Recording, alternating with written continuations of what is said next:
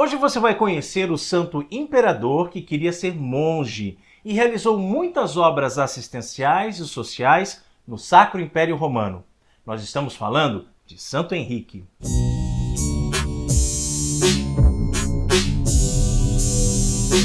Vinde a Deus em meu auxílio, socorrei-me sem demora. Não se pode compreender plenamente a vida de Santo Henrique partindo apenas da sua forte formação cristã recebida desde criança. Filho do Duque da Baviera, Henrique nasceu e cresceu em um ambiente profundamente cristão. Foi educado pelos cânones de Hildesheim e depois pelo bispo Saint Wolfgang em Regensburg. E para a gente conhecer um pouquinho mais da história desse santo incrível, já deixa aqui o seu like e fica com a gente até o final do vídeo, hein? Henrique, primogênito do Duque da Baviera, nasceu num belíssimo castelo às margens do rio Danúbio em 973 e recebeu o mesmo nome do seu pai. Veio ao mundo para reinar, desfrutando de todos os títulos e benesses que uma corte imperial pode proporcionar ao seu futuro soberano, com os luxos e diversões em abundância. Por isso foi uma grata surpresa para os súditos verem que o jovem se resguardou da perdição pela esmerada criação dada por sua mãe.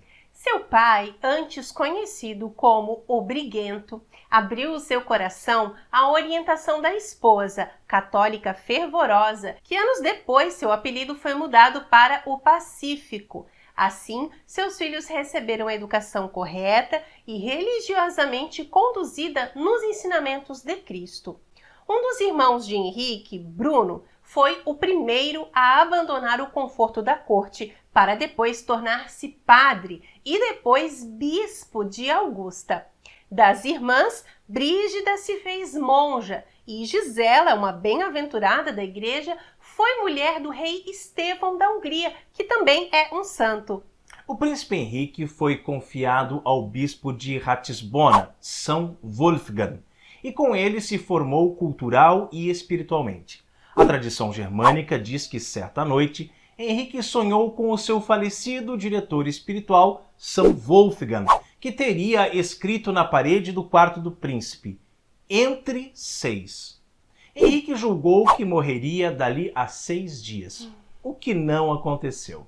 Depois achou que a morte o alcançaria dali a 6 meses. Isso também não aconteceu.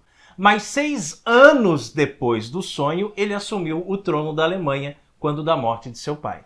Por causa dos laços familiares, acabou sendo coroado, também imperador de Roma, sendo consagrado pelo Papa Bento VIII. Henrique II não poderia ter comandado o povo com mais sabedoria, humildade e cristandade do que já tinha. Promoveu a reforma do clero e dos mosteiros, regeu a população com justiça, bondade e caridade, frequentando com ela a Santa Missa e a Eucaristia. Convocou e presidiu os concílios de Frankfurt e Bamberg. Realizou ainda muitas obras assistenciais e sociais. A importante contribuição de Santo Henrique para uma reforma moral partiu da abadia de Cluny. A sua reforma não envolveu apenas a vida monástica, mas toda a igreja, ajudando a combater a simonia, isto é, a venda ilícita de cargos religiosos por remuneração e a restaurar a centralidade do celibato dos sacerdotes. Entre os conselheiros do rei Henrique II, encontrava-se Santo Odilon, abade de Cluny, do qual o monarca apoiou a reforma. Estando em Cluny, Henrique mais uma vez sentiu na alma a força e a paz do recolhimento, do silêncio. Deixou aos monges vários tesouros, entre eles um valioso presente recebido do soberano pontífice, e prosseguiu a sua viagem. Todavia, ali ele deixou também o seu coração. Os anos se passavam e seus sentimentos religiosos cresciam. Em meio às grandezas da corte, às batalhas e triunfos, O santo imperador desejava um bem mais excelente, a pobreza e a solidão do mosteiro, olha só. Em sua história, conta-se que, decidindo abraçar de fato a vida religiosa, apresentou-se a Ricardo, abade do mosteiro de Saint-Vannes, em Verdun, por quem nutria especial afeto. Ao sentir um verdadeiro abrigo na sombra daquelas paredes benditas, fez suas as palavras do salmista: "É aqui para sempre o lugar do meu repouso. É aqui que habitarei porque o escolhi." E ele expressou ao religioso o seu desejo de abandonar a coroa para melhor servir a Deus como monge. O bispo Raimon, não é Raiman, não, é Raimon, que se encontrava presente, preocupou-se, chamou à parte o abade e o advertiu: "Se retiverdes este príncipe e o fizerdes monge como ele deseja, causarás a ruína de todo o império." Procurando uma maneira de não decepcionar o imperador e, ao mesmo tempo, não colocar em risco o Sacro Império, perguntou o abade ao imperador se, a exemplo de Jesus Cristo, obediente até a morte, ele estava disposto a fazer uma promessa de obediência. E Henrique a fez, replicando ser este o maior desejo do seu coração.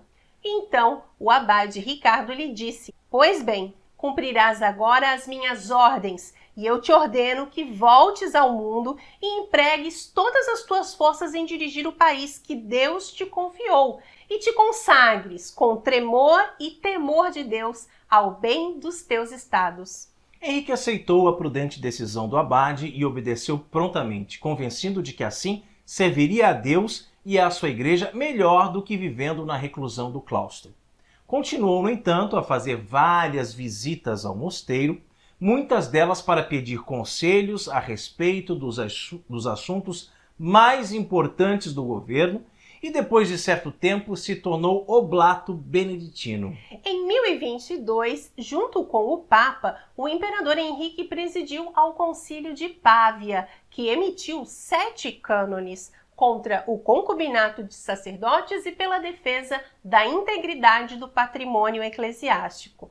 Ele restaurou ainda sedes episcopais, fundou a diocese de Bamberg e mandou construir a catedral, onde foi sepultado com sua esposa Cunegunde. Em seu interesse pelos aspectos litúrgico-eclesiais, destacamos sua solicitude para introduzir a oração do creio na missa dominical. Santo Henrique foi também um governante de escolhas decisivas. Antes de tudo, reforçou o reino interno, lutando contra vários senhores rebeldes. Depois, aliou-se com as tribos eslavas pagãs para combater o duque Boleslau, que queria subir ao trono da Polônia. Mas, no final, teve que reconhecer a independência da Polônia. Este acontecimento foi muito criticado por ele ter se tornado aliado a populações não cristãs. E Santo Henrique foi até a Itália para derrotar Arduino, que os senhores italianos o haviam eleito como rei, e lutar contra os bizantinos na Apulia. Ao mesmo tempo que defendia o povo e a burguesia contra os excessos de poder dos orgulhosos fidalgos, ele estabeleceu a paz com Roberto, o rei da França. Com o fim da guerra, reconstruiu templos e mosteiros com generosas contribuições para que se desenvolvessem e progredissem. Enfim, ao lado da esposa, que também é santa, concedeu à população incontáveis benefícios sociais e assistenciais, amparando os mais necessitados e os doentes. O casal não conseguiu ter filhos. Alguns pensavam que os cônjuges haviam feito o voto de castidade. Outros achavam que era um problema de esterilidade, como escreveu o contemporâneo Rodolfo o Glabro, um dos maiores cronistas da Idade Média. Ao contrário do que acontecia muitas vezes em plena Idade Média, com casos semelhantes, Santo Henrique não quis repudiar Cunegundes, fazendo uma escolha que inclusive contribuiu para a sua fama de santidade, que provavelmente também partia das raízes do comportamento dos seus predecessores. Os otomanos sempre observavam a monogamia, não tinham filhos ilegítimos e nem repudiavam as suas mulheres. Trata-se de uma escolha que, sem dúvida, confirma seu profundo respeito pelo sacramento do matrimônio e o amor pela própria esposa. Santo Henrique morreu no dia 13 de julho de 1024 e foi sepultado em Bamberg. Foi canonizado em 1152 pelo Papa Eugênio III.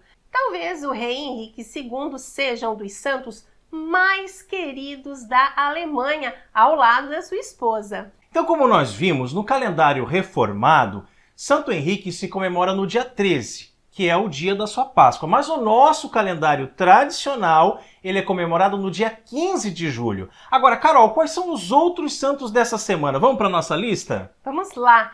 Dia 10, dia de Santas Rufina e Segunda. Dia 11, São Pio I. Dia 12, São João Gualberto. Dia 13, Santo Anacleto. Dia 14, São Boaventura. E para finalizar a semana, dia 16, Nossa Senhora do Carmo. E nós temos uma belíssima novena para ela aqui no canal. Verdade, e nós contamos um pouquinho mais sobre cada um desses santos no extinto quadro Os Santos da Semana, que você pode encontrar procurando aqui no nosso canal numa playlist que tem esse nome, Santos da Semana. E nós vamos deixar também aqui na descrição do vídeo. E na descrição do vídeo também ficará disponível o link para a novena de Nossa Senhora do Carmo, para você fazer e compartilhar com mais pessoas. Glória ao Pai, ao Filho e ao Espírito Santo, assim como era no princípio, agora e sempre, por todos os séculos dos séculos. Amém. E você é devoto de Santo Henrique ou nunca ouviu falar nele? Sabia que ele concedeu à população incontáveis benefícios sociais e assistenciais, amparando os mais necessitados e doentes? Escreva aqui nos comentários para nós se você já conhecia a vida desse grande santo e o que você achou da história dele, ok? E dá um like caprichado aqui para nós, vai! Compartilha esse vídeo com mais pessoas, seus amigos, família, lá nos grupos de WhatsApp principalmente, porque isso tudo nos ajuda muito a evangelizar. Na semana que vem nós contaremos aqui a história de um outro grande santo ou santa da Igreja Católica. É sempre muito bom nós estudarmos, nós como católicos temos essa obrigação de estudar a vida dos santos, não é mesmo? Então, se você ainda não é inscrito em nosso canal, inscreva-se agora e não esqueça de clicar também no sininho para receber todas as nossas atualizações. Assim você não nos perde de vista e não perde nenhum vídeo aqui do canal. Nós temos vídeos diários, sempre ao meio-dia. E considere fazer parte deste apostolado contribuindo mensalmente através do apoia.se. No apoia.se/Heimann você pode nos ajudar com qualquer valor a partir de R$5, gente, no boleto ou cartão de crédito. Acesse e confira. Que Deus lhe abençoe. Salve Maria!